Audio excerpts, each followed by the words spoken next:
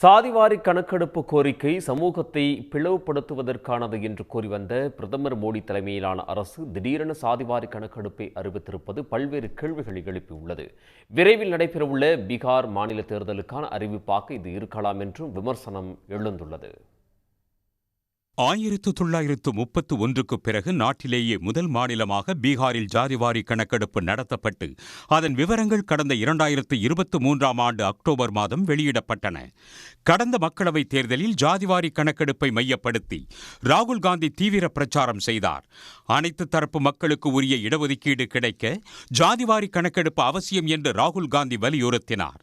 ஆனால் ஜாதி ரீதியாக சமூகத்தை பிளவுபடுத்துவதற்காகவே காங்கிரஸ் ஜாதிவாரி கணக்கெடுப்பை கோருவதாக பிரதமர் மோடி விமர்சித்தார்.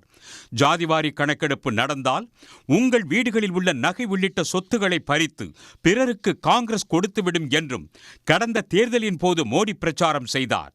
தமிழ்நாட்டில் ஜாதிவாரி கணக்கெடுப்பு நடத்த வேண்டும் என்ற அரசியல் கட்சிகள் கோரிக்கை விடுத்தபோது அது ஒன்றிய அரசின் அதிகாரத்திற்கு உட்பட்டது என்று முதலமைச்சர் மு.க.ஸ்டாலின் கூறினார். ஒன்றிய அரசு ஜாதிவாரி கணக்கெடுப்பு நடத்த வலியுறுத்தி தமிழ்நாடு சட்டமன்றத்தில் தீர்மானமும் நிறைவேற்றப்பட்டது.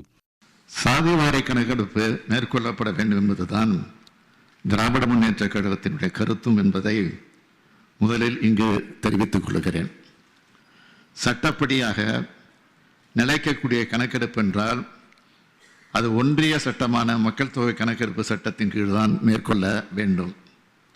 எனவேதான் இப்பணியை ஒன்றிய அரசு மேற்கொள்வதுதான் முறையாக இருக்கும் என்று நாங்கள் வலியுறுத்தி வருகிறோம்.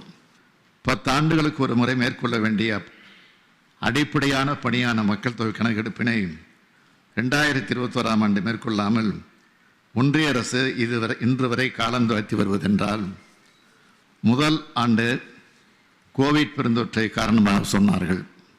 தற்போது கோவிட் சென்று 3 ஆண்டுகளுக்கு மேலான பின்பும் அப்பணியை மேற்கொள்ளாமல் இருப்பது ஒன்றிய அரசு தன் கடமையை புறக்கணிக்கும் செயல் அல்லவா?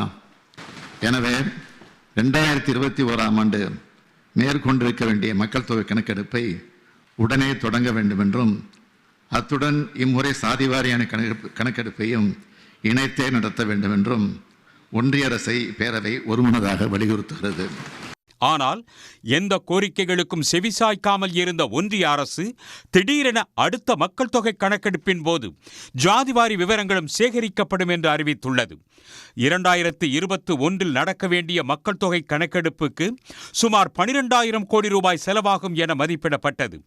கொரோனா காரணமாக அந்த கணக்கெடுப்பு நடைபெறாத நிலையில் எப்போது மக்கள் தொகை கணக்கெடுப்பு நடைபெறும் என்பது இதுவரை கூறப்படவில்லை. கடந்த பிப்ரவரி மாதம் தாக்கல் செய்யப்பட்ட ஒன்றிய அரசின் பட்ஜெட்டிலும் மக்கள் தொகை கணக்கெடுப்புக்கு வெறும் 574 கோடி மட்டுமே ஒதுக்கீடு செய்யப்பட்டது.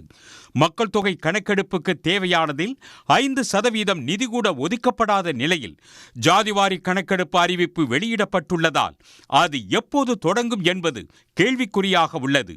வரும் அக்டோபர் அல்லது நவம்பர் மாதத்தில் நடைபெற உள்ள பீகார் சட்டமன்ற தேர்தலை கருத்தில் கொண்டு ஒன்றிய அரசு மக்கள் தொகை கணக்கெடுப்புடன் ஜாதிவாரி கணக்கெடுப்பு நடத்தப்படும் என்று அறிவித்துள்ளதாகவும் விமர்சனம் எழுந்துள்ளது. உடனுக்குடன் செய்திகளை தெரிந்து கொள்ள சன் நியூஸ் பெல் ஐகானை கிளிக் பண்ணுங்க.